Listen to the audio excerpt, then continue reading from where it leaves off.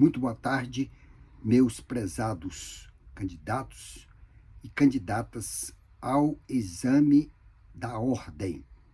É um prazer muito grande de estar com vocês, dando sequências às nossas aulas OAB Explicada, que tem como foco principal as matérias contidas no edital de cada certame. Nós vamos agora para o 43º exame, que já foi publicado, o calendário de provas para o ano de 2025. Então, vamos juntos buscar o mesmo objetivo, a sua aprovação para você ser uma ou um futuro advogado. Deixa eu me apresentar. Eu sou o professor Evilásio Vitorino de Castro Assunção. Eu sou professor desta matéria, Direito Administrativo, e também algumas disciplinas que compõem o edital do exame da ordem, e também sou advogado com registro na Ordem dos Advogados do Brasil, seccional do Distrito Federal. É um prazer muito grande de poder contribuir com um pouquinho do conhecimento que eu obtive durante a minha jornada na docência do curso de Direito, curso de graduação. Muito bem, hoje nós vamos estudar noções preliminares do direito administrativo. Eu estou informando para os candidatos alguns normativos que compõem esta matéria de hoje. Eu vou citar aqui para você, meu candidato, minha candidata, ler esses normativos para um aperfeiçoamento no aprendizagem ou aprendizado do direito administrativo. Como vocês sabem, o direito administrativo não tem uma codificação, não tem um código normativo, codex, como tem o direito civil, o direito penal e assim sucessivamente. Então, o direito administrativo se compara à CLT. É um cotejo de várias leis esparsas, vários normativos que dão impulso ao conhecimento daqueles que buscam esta disciplina. Então, a Constituição Federal de 1988 é um marco inquestionável. Temos também a Lei 9.784, de 1999. Temos o Decreto-Lei 2.848, de 1940. Temos também a Lei 8.112, de 1990. Temos o Decreto-Lei 5.452/1943. Temos a Lei 3.071, de 1916, que é o antigo Código Civil de 1916, que fora revogado totalmente pela Lei número 10.406/2002 e outras legislações que, ao longo da nossa disciplina, nós vamos cotejando, colecionando para o desenvolvimento cognitivo de todos nós. Em uma pequena introdução a esta magnífica matéria do direito administrativo, eu digo o seguinte: a matéria do direito administrativo compõe-se, dentre as demais disciplinas, do edital do exame da Ordem dos Advogados do Brasil, tendo o seu conteúdo contribuído para o conhecimento pleno dos candidatos. É uma disciplina de conhecimento para se conhecer melhor a organização do Estado, os seus órgãos dentro de um aparelhamento para compor a administração pública, federal, estadual, municipal, e também as suas funções típicas e funções atípicas dos poderes da União. Por que eu falo funções típicas e funções atípicas? Porque a função típica refere-se ao poder executivo federal e atípica referem-se aos outros poderes, jurisdicional, que é o poder judiciário, e também o poder legislativo, que, apesar de terem funções típicas, jurisdicional e legislativa, respectivamente, também esses poderes eles desenvolvem funções atípicas. Quando nós formos falar sobre essas funções, tanto atípica como típica, nós vamos estar trazendo alguns exemplos quando o poder legislativo desenvolve funções administrativa atípica, bem como o poder judiciário. Agora nós vamos falar sobre do direito. Do direito. Muito importante essa palavrinha-chave. Do direito. Desde que o homem passou a viver em sociedade, abdicou de uma parcela de sua liberdade, buscando como contrapartida normas e regras que garantissem sua segurança e os seus direitos. Assim surgiu a necessidade do direito. Nós já conceituamos direito em outras oportunidades. Enquanto conjunto de normas de conduta impostas coativamente por um Estado politicamente organizado, traduzindo-se em princípios reguladores do convívio social tendentes a realizar a busca pela justiça.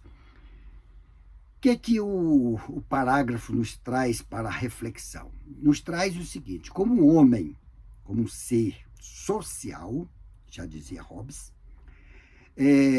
a necessidade de conviver em sociedade, em comunidade, se interagindo com os outros homens. Quando eu digo aqui homens, homens e mulheres. Sentindo-se o Estado, já falamos nas aulas anteriores, o que é o Estado, a necessidade de regular algumas condutas praticadas por excesso nesse convívio interativo entre as comunidades. Então, para isso, o Estado, que tem um jus puniendi, por ele ser um Estado organizado, ele necessita de coercitivamente publicar, elaborar algumas regras, algumas normas de conduta para que, quando houver excesso dessa comunidade, o Estado age para punir aqueles que praticam atos ilícitos. A sistematização desses princípios de conduta social em normas legais constitui a denominada ordem jurídica, ou seja, o sistema legal adotado para assegurar a existência do Estado e coexistência pacífica dos indivíduos em sociedade. Então, esta ordem jurídica que o autor nos trouxe é para que haja uma sistematização legal nas formas da conduta social. Conduta social emanados pelos homens, pelas mulheres, para assegurar a existência do Estado, como se o Estado fosse presente, para que não haja estados paralelos. Depois nós vamos ver isso lá no direito penal, quando nós estivermos estudando organizações criminosas. E para que esse Estado possa ser bem aparelhado, ele precisa de ser organizado. Então, deve ser um Estado estruturante, formado de várias condutas de regramentos para que haja punição àqueles que excedem nas suas práticas em comunidade. No direito, nós estamos dentro do tópico do direito, no direito se reconhece dois grandes ramos no direito administrativo.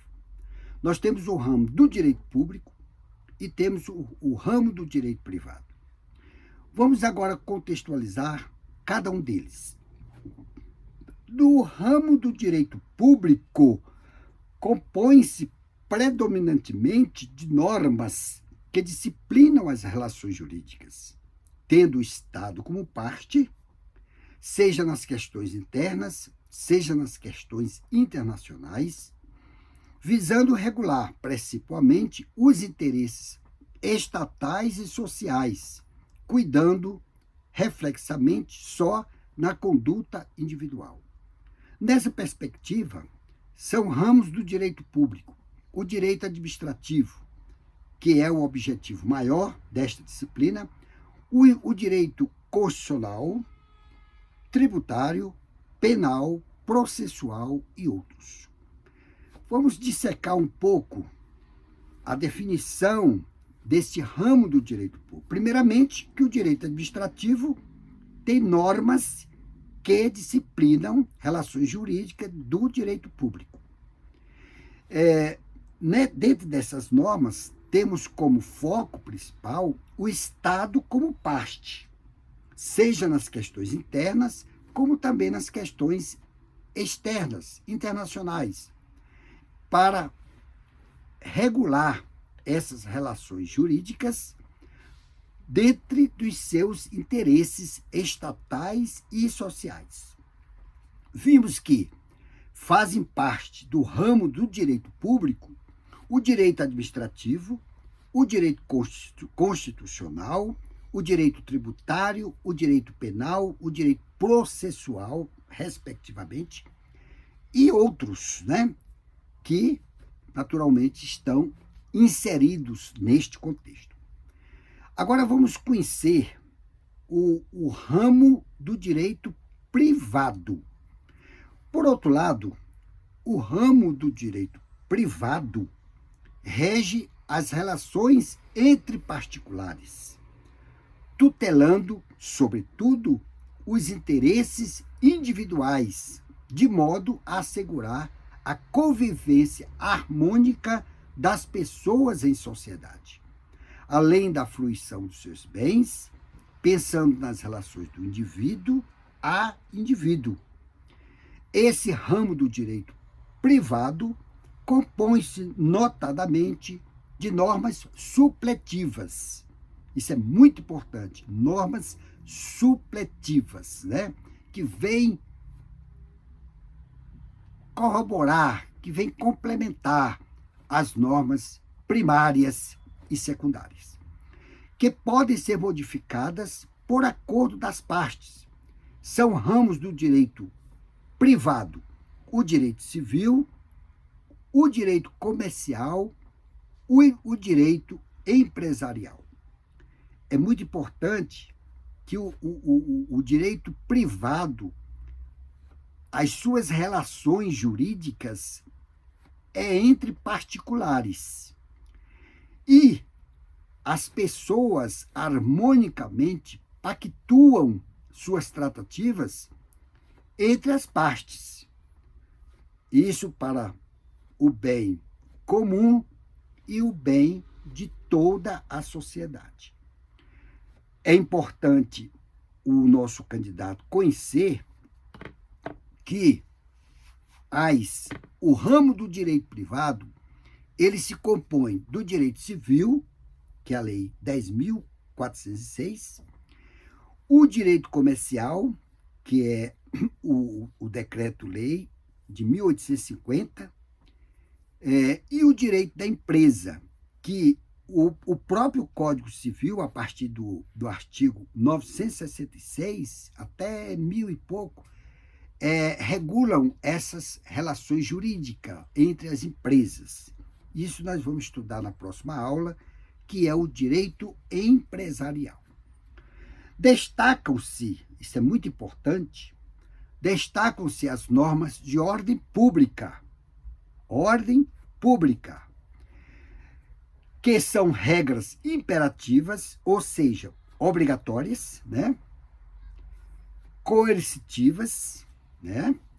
E inafastáveis pela vontade das partes. Entretanto, tais normas não podem ser tratadas como sinônimos de regras de direito público. Não são conceitos sobreponíveis, considerando que o leque de normas de ordem pública é mais amplo do que o direito público.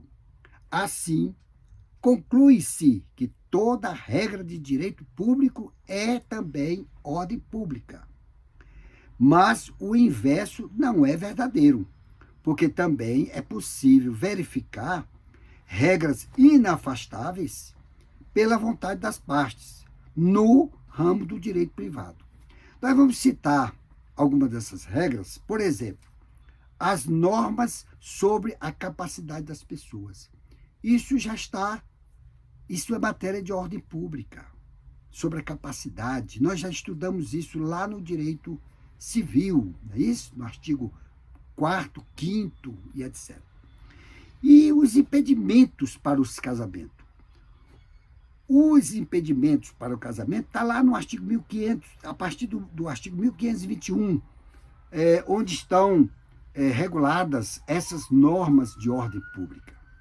Então, em resumo, essas normas de ordem públicas, elas são imperativas, inafastáveis, apesar de estar dentro desse contexto do ramo do direito público, mas elas são impraticáveis, cujo exemplo eu já citei.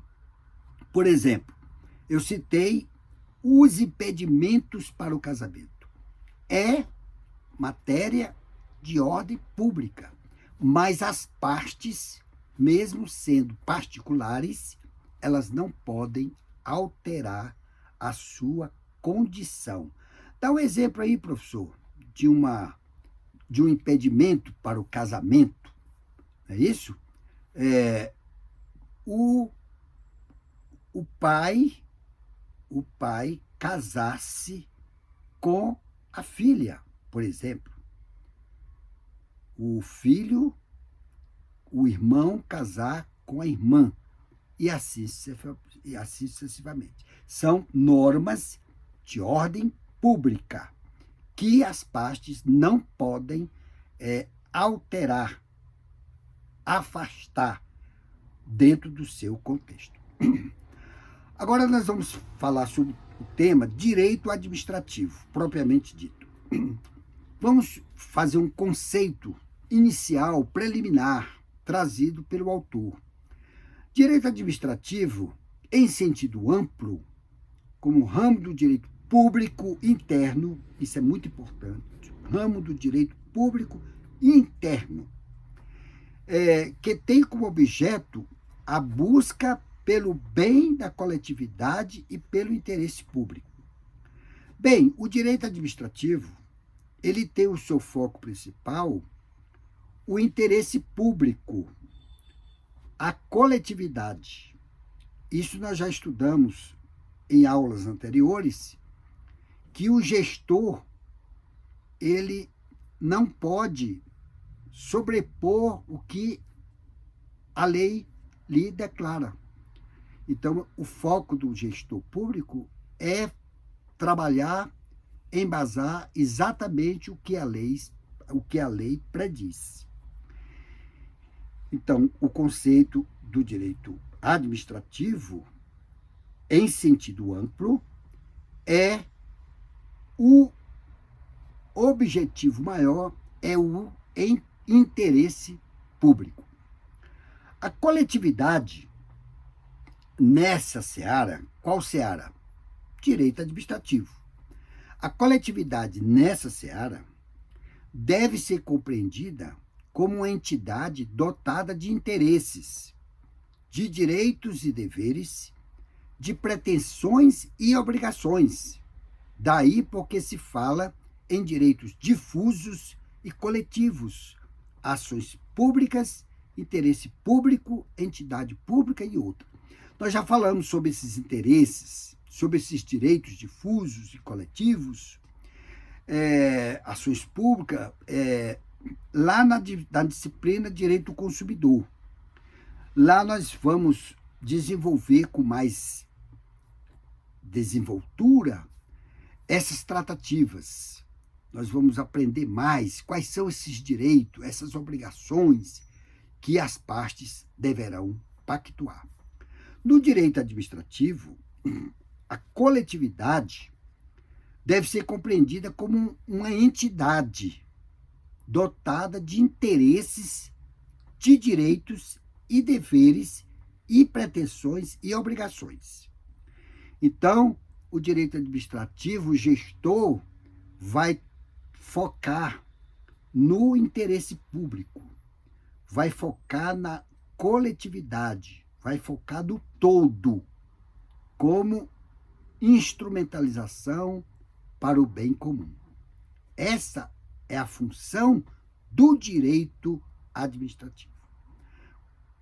Mas, dentro desse contexto, há divergência.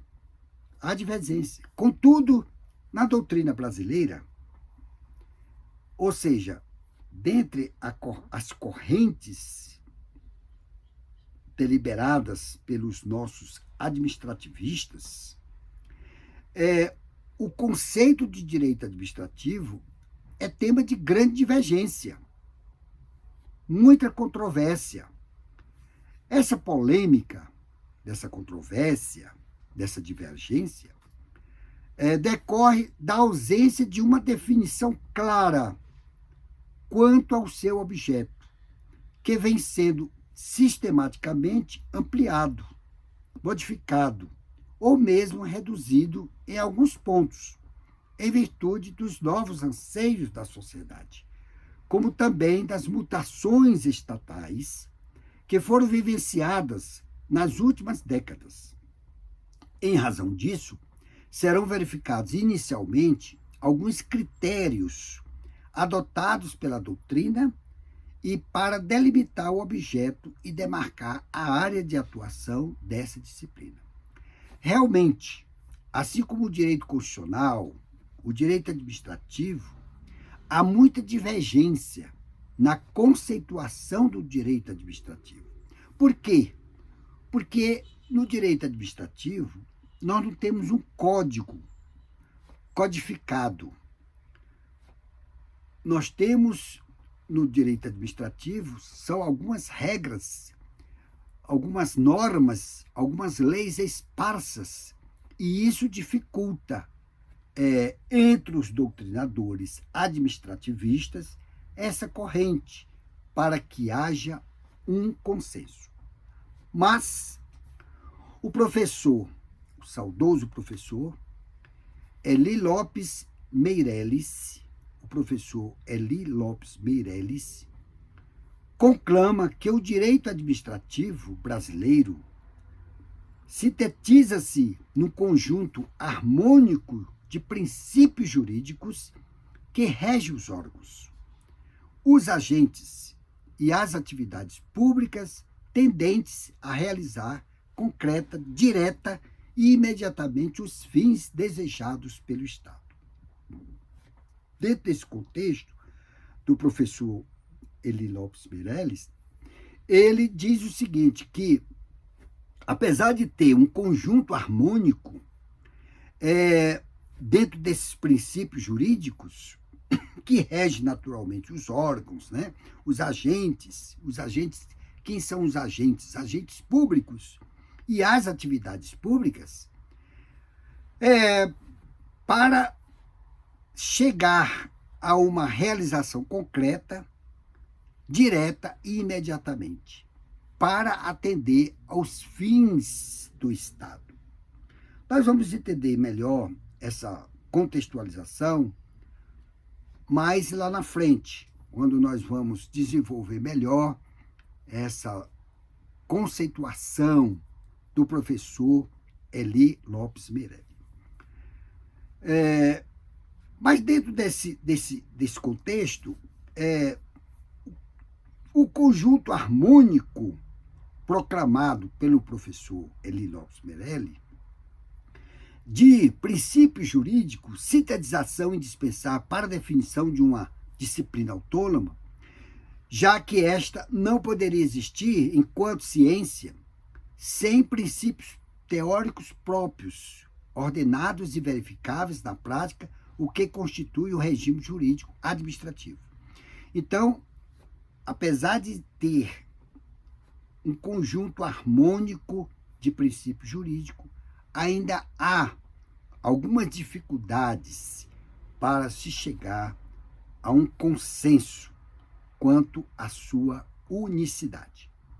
Esses princípios regem os órgãos, os agentes e as atividades públicas, disciplinando os atos da administração pública, praticados nessa qualidade, além de ordenação de sua estrutura e de seu pessoal, independentemente de essa atividade administrativa ser exercida pelo Poder Executivo, Judiciário e Legislativo. No caso desses últimos, ou seja, do Judiciário e Legislativo, a atividade administrativa revela-se secundária. Nós vamos falar sobre com mais ênfase quando nós estivermos falando sobre suas funções típicas e funções atípicas, paralela ao instrumental de suas atividades principais, que são jurisdicional e legislativo. Então, dentro desse contexto, esses órgãos que são regidos e esses agentes públicos que praticam atos administrativos, bem como atividades públicas, dentro de um contexto da administração pública, nós vamos verificar que os outros poderes, o legislativo e o judiciário, eles exercem também essa função administrativa. O poder legislativo, qual é o foco principal? É criar leis, legislar as leis. E o foco principal do judiciário, poder judiciário, é jurisdicional, julgar processos. Mas quando é que esses órgãos, quando é que esses poderes, eles praticam ato administrativo? O poder legislativo, quando o seu diretor-geral da Câmara, por exemplo, homologa, defere um processo de pensão civil aos seus servidores. E quando é que o judiciário ele está praticando um ato administrativo? Quando ele abre uma concorrência, uma licitação para prover o seu órgão de bens e materiais. E assim sucessivamente. Essas normas são tendentes a realizar concreta, direta e imediatamente os fins desejados pelo Estado, o que permite conceituar essa disciplina pelo critério de exclusão, o que permite, no que tange à concretude, essa atividade afasta a atuação abstrata do Estado, que é a característica típica de sua função legislativa. Quanto ao seu exercício direto, isto é, a atuação independente, provocação, fica afastada a sua função jurisdicional, que representa uma atuação indireta, uma vez que a jurisdição é inerte. Foi isso que eu acabei de falar. O poder executivo é que tem o comando de realizar esses atos administrativos, mas o poder legislativo também, atipicamente, ele pratica esse ato. E também o poder judiciário também pratica. Eu citei os exemplos, mas são vários. Tem outros exemplos. Mas aqui o contexto trouxe sobre a jurisdição. A jurisdição, nós já estudamos nas aulas de Direito Processual Civil que a jurisdição ela é inerte. O que significa dizer que é inerte?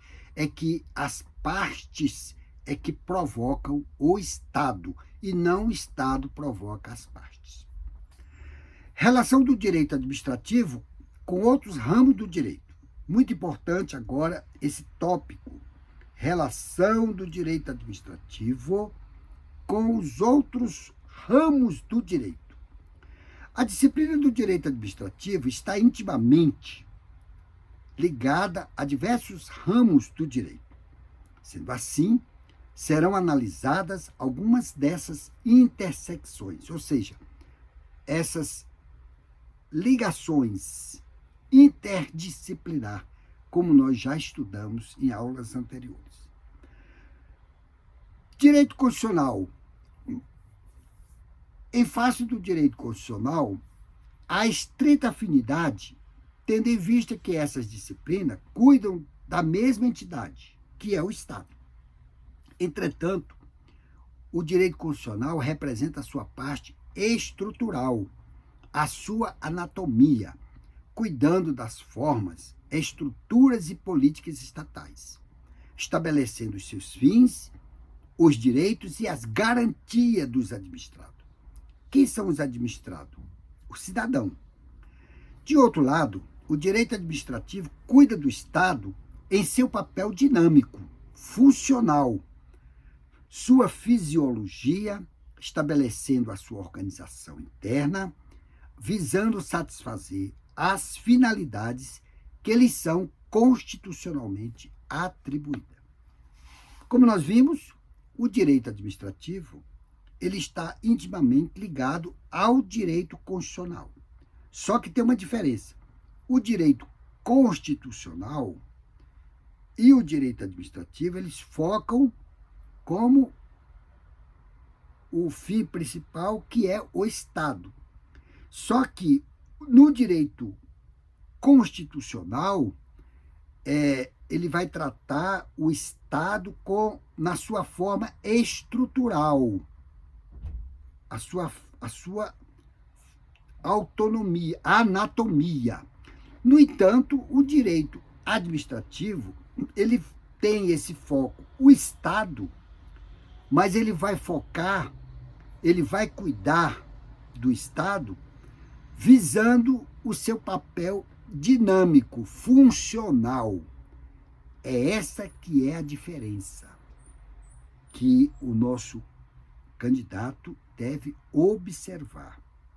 Que às vezes pode cair uma questão na prova do exame da ordem para que o aluno estabeleça essa diferenciação entre o direito administrativo e o direito constitucional.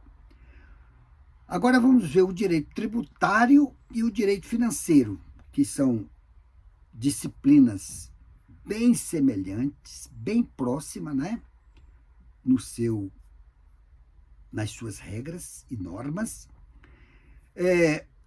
Com o direito tributário, e o direito financeiro, o ponto de congruência é a receita pública, pois enquanto estes estudam as atividades vinculadas à imposição e à arrecadação de tributos, a realização da receita e a efetivação das despesas são eminentemente atividades adstritas ao direito administrativo.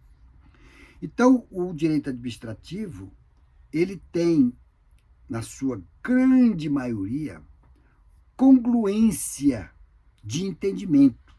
Ou seja, o direito administrativo se assemelha muito às cátedras do direito financeiro e do direito tributário, porque visam a arrecadação de impostos. E no direito administrativo, isso tem vinculação direta. E vamos falar agora do direito penal. Da mesma forma, é possível verificar ligação com o direito penal por meio dos ilícitos penais praticados por agentes públicos. Contudo, é bom lembrar que o ilícito penal é diferente do ilícito administrativo, pois cada ramo contém em seu próprio conjunto de leis, procedimentos e sanções aplicáveis. Enquanto o direito penal utiliza-se do Código Penal, o direito administrativo alberga-se no estatuto dos seus servidores, tendo normalmente como possíveis penalidades a advertência, a suspensão, a demissão, a cassação de aposentadoria ou disponibilidade e a destituição de cargo em comissão e fixação e função de confiança. Isso é muito importante. Então, o direito penal, ele observa os ilícitos penais cometidos pelos agentes, e o direito administrativo, ele pratica os ilícitos penais praticados pelos agentes públicos, especificamente. É tanto que, no direito administrativo, essa condição é regida pela Lei 8.112, de 90, que trata sobre o Estatuto dos Servidores Públicos da União. Onde nos seus arquivos, onde nos seus processos são finalizados por uma advertência, por uma suspensão, dependendo do grau de prática, né, de ilícito, né, administrativo, bem como a demissão, a cassação da aposentadoria ou disponibilidade e a destituição de cargo em comissão e função de confiança. Outro sim, é oportuno destacar que a lei penal se subordina a alguns conceitos do direito administrativo, como no capítulo dos crimes contra a administração pública. Isso está lá elencado nos artigos 312 a 327 do Código Penal brasileiro. E agora vamos ver com relação ao direito processual. Com o direito processual, a afinidade tem como principal elemento a intersecção, a ligação, a interdisciplinaridade. O processo administrativo, o qual segue princípios comuns aos direitos processual, civil e processual penal, enquanto essas disciplinas se utilizam as normas administrativas para a prática de seus atos e movimentação de seus processos. Então, é muito importante que, dentre a administração pública, nós temos alguns processos que são autuados. Vou citar só alguns: PAD, sindicância, processo investigativo, Na área militar, nós temos o PIP, né? Nós temos o PIP e outros processos. Então, o direito processual, ele é muito importante para a desenvoltura dessa instrumentalidade administrativa. E quanto ao direito do trabalho? No direito do trabalho, o empregado público é empregado público. Isso é muito importante. Empregado público. Inclusive, nós tivemos recentemente uma decisão do Supremo Tribunal Federal e eu publiquei no meu artigo, lá no site do nosso escritório de advocacia, que o Supremo Tribunal Federal deliberou, julgou um processo onde esse termo empregado público, ele é constituído de forma constitucional. Está previsto no artigo 37 e 39 da Constituição Federal. Lá no meu artigo eu faço mais um leque de conhecimento para que o nosso candidato possa ter essa amplitude de conhecimento. Então, no direito do trabalho, o empregado público é o elo, agente que atua nas pessoas jurídicas da administração pública, mas que está sujeito ao regime da consolidação das leis do trabalho, CLT. Ademais, as instituições de previdência e assistência ao assalariado são constituídas no regime das autarquias, assunto estrito ao direito administrativo, o que também é um ponto de coincidência com o direito previdenciário. Então, nesse enfoque aqui, nós estamos focando que o empregado público, ele não vai ser julgado por um processo que é um processo judicial, nas varas especializadas, mas sim na vara da Justiça do Trabalho. Isso está elencado lá no artigo 114 da Constituição Federal. Então, o direito do trabalho, dentro dessas relações jurídicas, administrativas, é muito importante que o empregado público ele não vai ser julgado na justiça comum,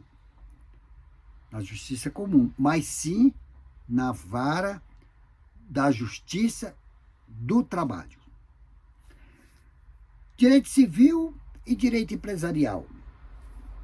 Quanto ao direito privado, o direito civil e o direito empresarial misturam-se no direito administrativo quando o tema se refere a contratos e obrigações, haja vista obedecerem à mesma teoria geral e, excepcionalmente, em alguns contratos, ficar parcialmente afastado o regime jurídico. Então, o direito administrativo tem muita ligação com o direito civil e o direito empresarial, né? Dentre os contratos e obrigações. Isso é muito importante, essa pertinência, essa ligação dentro das relações jurídicas do direito administrativo com o direito civil e direito empresarial. E quanto ao direito eleitoral, você está vendo, meu prezado candidato e candidata, que o direito administrativo tem uma ligação muito grande com vários ramos do direito, inclusive o direito eleitoral. Vamos ver? O liame com o direito eleitoral decorre do fato de o direito administrativo ser responsável pela regência dos atos eleitorais, atos administrativos, né? Estando sempre presente na organização da votação e apuração dos pleitos, no funcionamento dos partidos políticos no ordenamento e na fiscalização da propaganda partidária, dentre outros, em que pese serem regulados pelo direito eleitoral. Então, o direito administrativo ele tem um liame muito próximo do direito eleitoral, em face desses atos, né? Pleitos, atos de votação, organização, e etc, etc, etc. Além desses ramos do direito, o direito administrativo relaciona-se com as ciências sociais e ciências políticas e outros. Se relaciona com a sociologia, né, antropologia e outras ciências que fazem parte desse arcabouço do direito civil com relação aos outros ramos do direito. Agora, nós vamos falar sobre um tópico muito importante: fontes do direito administrativo. Fonte. O que é fonte? Origem. Então, vamos lá. Consideram-se fontes de uma determinada disciplina aquelas regras ou comportamentos que provocam o surgimento de uma norma posta. Para o direito administrativo, a enumeração das fontes que provocaram a sua definição representa um assunto que causa alguma divergência na doutrina, sem contar que inúmeros doutrinadores sequer cuidam desse tema. Sendo assim, faz-se mister apontar o entendimento da maioria dessas correntes que divergem, né, sobre essas fontes do direito administrativo, citando as seguintes fontes: a lei, a doutrina, a jurisprudência, os costumes e os princípios gerais do direito. Muito bem. Então, nós vimos aí que há um leque de entendimento entre os administrativistas para se chegar a um consenso de quais fontes o direito administrativo poderá reger. Pela maioria dessas correntes, se chegaram ao consenso dessas fontes, que agora nós vamos dissecar cada uma delas. A lei. A lei, compreendida em sentido amplo, como toda e qualquer espécie normativa, significa a norma imposta coativamente pelo Estado. Isso é muito importante. A lei, ela é imposta coativamente pelo Estado. Isto é, todos os atos decorrentes do poder legiferante, ou seja, o poder legislativo, né, e do poder normativo dessa pessoa jurídica, representando uma fonte primária de qualquer ramo do direito. Então, chegou-se à conclusão de que a lei, como fonte do direito administrativo, é uma norma imposta coativamente pelo Estado. Então, isso é muito importante, porque a lei é uma regra que faz o Estado poder agir contra aquele que praticou um ato ilícito. A doutrina.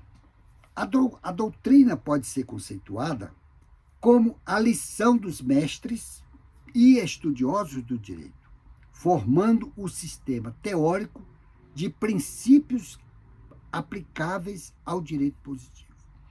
Então, a doutrina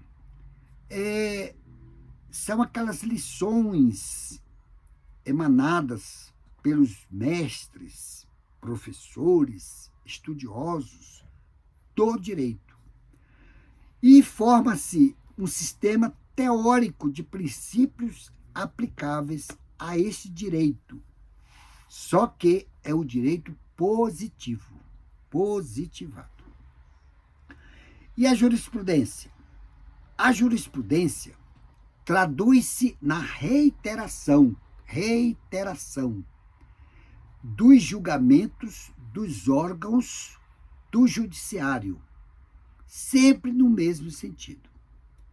a jurisprudência tem poderosa influência na construção do direito, especialmente na do direito administrativo, que se ressente de sistematização doutrinária e da codificação legal.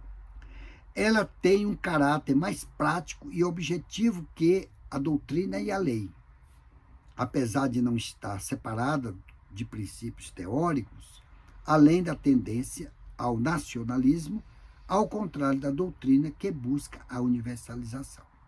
Como nós vimos, a jurisprudência é a reiteração do julgamento dos órgãos judiciários. Quais são esses órgãos judiciários? São as turmas, as sessões, o pleno e assim sucessivamente. E que é uma fonte poderosa nos dias atuais. Mais lá na frente nós vamos falar mais sobre esse instituto da jurisprudência. E o costume. O costume é outra fonte do direito administrativo, também denominado direito consuetudinário. Nós já vimos o que é direito consuetudinário. São regras não escritas, positivadas.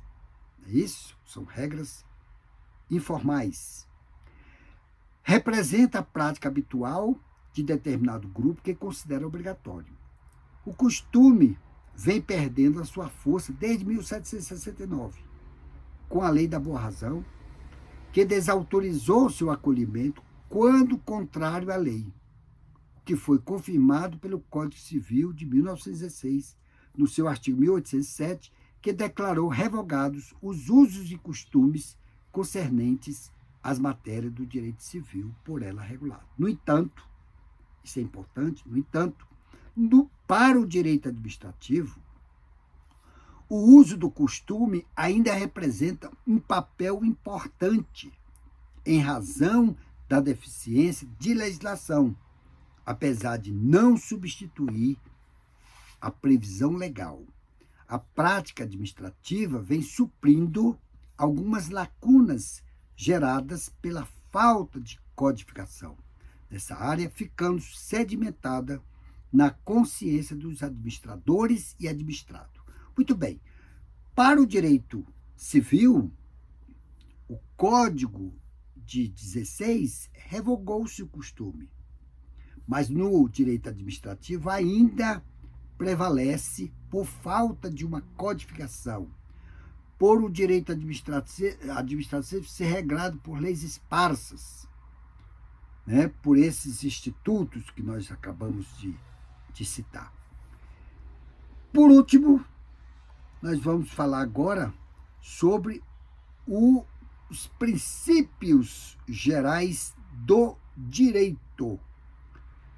Segundo Celso Antônio Bandeira de Mello, os princípios gerais do direito são vetores normativos subjacentes ao sistema jurídico positivo, não, porém, como um dado externo, mas como uma inerência na construção em que se corporifica o ordenamento.